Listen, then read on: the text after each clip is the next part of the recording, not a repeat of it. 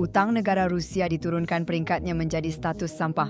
Nilai rubel sekarang kurang dari 1 sen. Selain itu, Di atas semua itu, ada kekhawatiran akan krisis properti yang mengancam, yang sekarang dapat mendorong ekonomi Rusia semakin terpuruk. Ekonomi perang yang sangat panas ini berisiko meledak dengan cara terburuk yang mungkin terjadi. tapi semua konsekuensi ini adalah hasil dari pilihan Putin dan hanya pilihan Putin saja. Tulang punggung ekonomi Putin sedang hancur hari ini, dan ketakutan kehilangan kekuasaan politik mendorong runtuhnya logika. Pasar perumahan Rusia senilai triliunan rubel sedang mengalami spiral kematian tanpa adanya penyelamat. Bank menolak jutaan, permohonan pinjaman, membuat warga kini menghadapi suku bunga 30% yang sangat tinggi. Bagian yang paling mengejutkan adalah solusi yang aneh. Rezim Putin diam-diam dipaksa membangun unit perumahan untuk pembeli fiktif yang tak ada.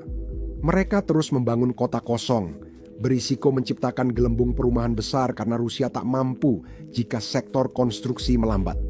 Krisis ini adalah tindakan sabotase diri yang disengaja. Ini adalah hasil dari siklus ganas, di mana negara mencoba menutupi utang dengan subsidi besar-besaran, menciptakan inflasi yang melumpuhkan dengan mencetak 43 triliun rubel.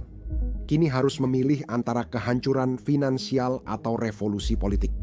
Beginilah perang sia-sia menghancurkan negara dari dalam.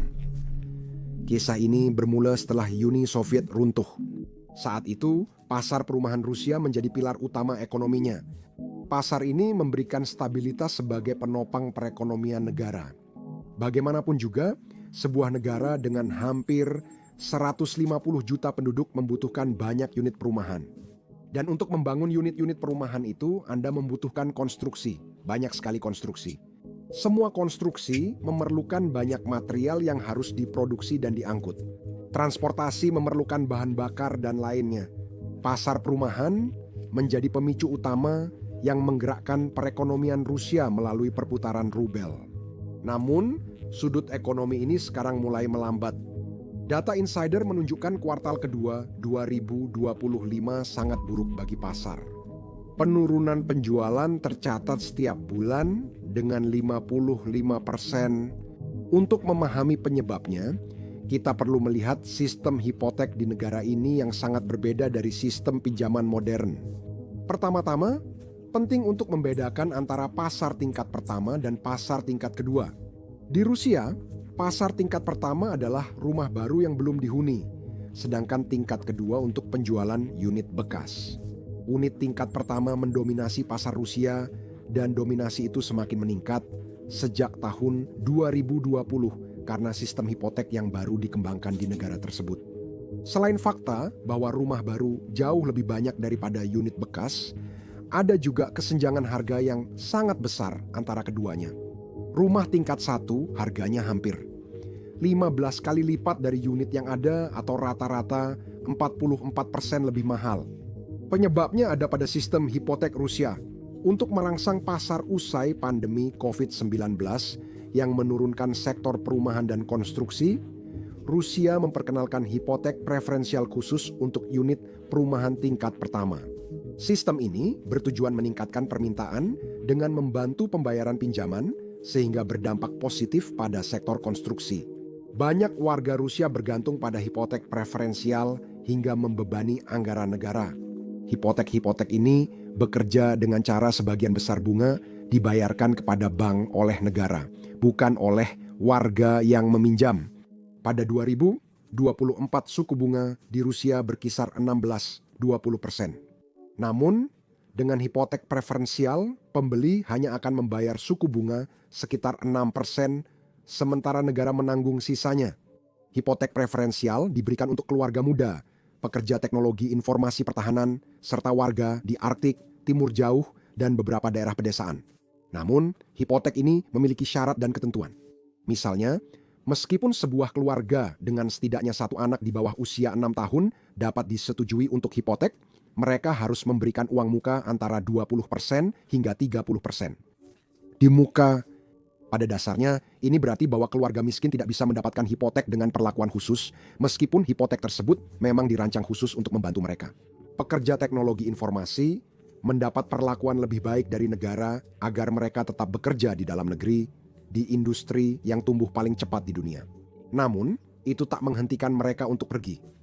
Sejak Rusia mengisolasi diri pada 2020, 200-an ribu pekerja teknologi informasi diperkirakan bekerja di pengasingan. Hipotek istimewa itu tak cukup membuat mereka kembali. Meski ada masalah, jutaan warga Rusia tetap mendapat pinjaman istimewa rumah tier 1, sehingga sektor konstruksi sempat naik sementara. Namun, tampaknya Rusia hanya mengganti satu masalah dengan masalah lain, karena pinjaman yang disubsidi pemerintah memberikan tekanan besar pada kas negara. Rusia menginvasi Ukraina pada tahun 2022. Saya hanya mengatakannya kalau Anda tidak mengikuti berita. Dan perang, kalau Anda belum tahu, sangat mahal biayanya. Negara ini telah kehilangan modal ke segala arah yang membuat pelunasan pinjaman preferensial menjadi semakin sulit. Karena itu, Duma Negara, Majelis Rendah Rusia, serius mempertimbangkan menaikkan bunga yang harus dibayar warga dari 6 ke 12%. Anggaran Rusia sangat ketat, dan anggaran itu semakin ketat setiap harinya membuatnya semakin sulit untuk diatasi sistem pinjaman preferensial yang mereka sendiri ciptakan dan terapkan. Inilah alasan bank mulai menolak pinjaman preferensial secara besar-besaran. Pada tahun 2024, 4 dari 5 aplikasi hipotek ditolak. Dari semua peminjam yang mendapat pinjaman preferensial, hampir setengahnya memperoleh rencana pengembalian. Itu berarti mereka harus menghabiskan lebih dari 80% pendapatan bersih mereka untuk pembayaran pinjaman.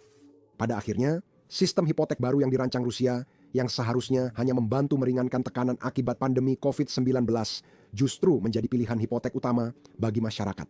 Hal itu juga memicu siklus utang kejam yang coba dibantu negara. Utang warga negara semakin dalam dan menaikkan suku bunga bagi masyarakat. Sewa naik dan terulang kembali.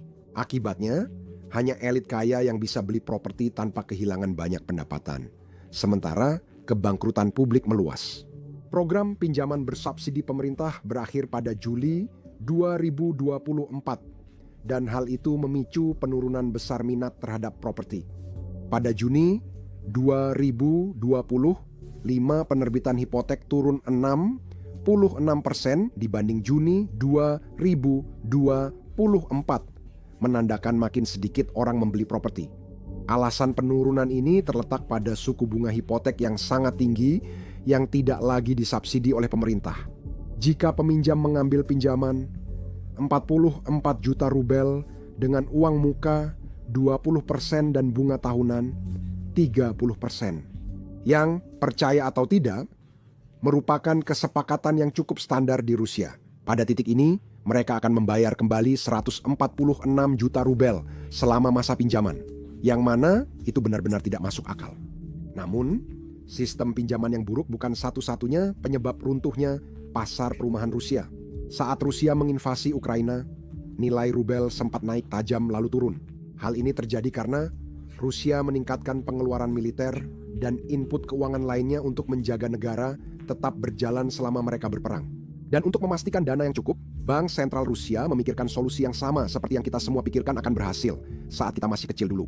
Cetak lebih banyak uang.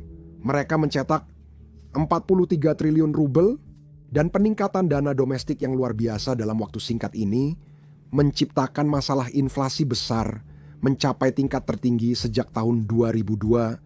Ini berdampak negatif pada pasar perumahan dalam dua hal dan berlaku untuk semua sistem ekonomi, bukan hanya Rusia. Pertama-tama, menurut definisinya, inflasi berarti pertumbuhan jumlah uang yang beredar di pasar. Lebih banyak uang di pasar membuat harga komoditas naik. Dan ini tidak hanya mencakup properti, tetapi juga kendaraan, perhiasan, dan hampir semua hal yang dianggap sebagai barang mewah. Selain itu, karena properti sejauh ini adalah komoditas yang paling dicari, maka sektor inilah yang mengalami kenaikan harga paling tinggi. Cara kedua inflasi memengaruhi harga properti adalah bagian dari psikologi manusia. Inflasi menunjukkan bahwa ini adalah masa krisis. Dan di masa krisis, orang-orang ingin memiliki sesuatu yang benar-benar bernilai, yaitu aset nyata.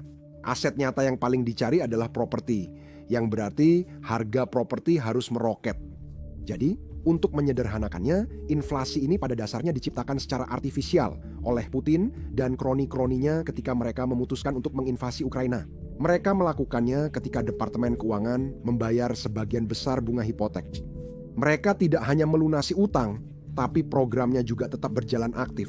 Pada 2022, mereka masih menerima peminjam baru untuk program itu, sekaligus menciptakan inflasi. Jika itu belum cukup menunjukkan kebodohan pemimpin negara ini, saya tidak tahu lagi. Namun, cerita belum selesai karena kita masih harus membahas satu batu bata besar di rumah yang runtuh ini, sanksi internasional. Negara-negara lain tidak terlalu suka ketika Rusia menyerbu dan mulai menembaki semua orang di negara berdaulat. Cara terbaik menghukum musuh tanpa terlibat langsung adalah lewat ekonomi. Sebagian besar negara di dunia memberlakukan semua sanksi yang mungkin terhadap Rusia dan itu jelas berdampak pada pasar perumahan Rusia. Pertama-tama, hal itu berdampak negatif pada daya beli negara tersebut dan menambah inflasi yang sudah meningkat. Terkait topik ini, hal itu merusak iklim investasi di negara tersebut. Investor pun membatalkan rencana pengembangan mereka. Hal ini terutama mempengaruhi sisi penawaran dari skala penawaran permintaan. Proyek-proyek harus dihentikan karena investor asing menarik pendanaan mereka. Di sisi permintaan, proyek-proyek yang didanai oleh investor Rusia namun seharusnya dijual kepada orang asing yang menginginkan properti di Rusia harus dihentikan karena calon pembeli mereka terhalang. Selain itu, kurangnya investor barat melemahkan permintaan properti secara umum. Secara keseluruhan, sanksi yang diberlakukan oleh negara-negara lain berdampak negatif pada sisi penawaran maupun permintaan di sektor perumahan. Arus keluar modal adalah perpindahan aset ke luar negeri.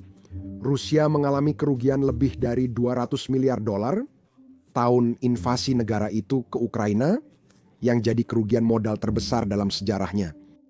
Sekarang, menurut laporan dari bulan Juli, sektor konstruksi perumahan turun hanya sekitar 2% dari Januari hingga Juni 2025. Ini mengisyaratkan bahwa kenaikan harga dan minat terhadap properti yang lebih rendah bukanlah penyelamat bagi para pengembang. Namun, pembangunan properti komersial turun 38%.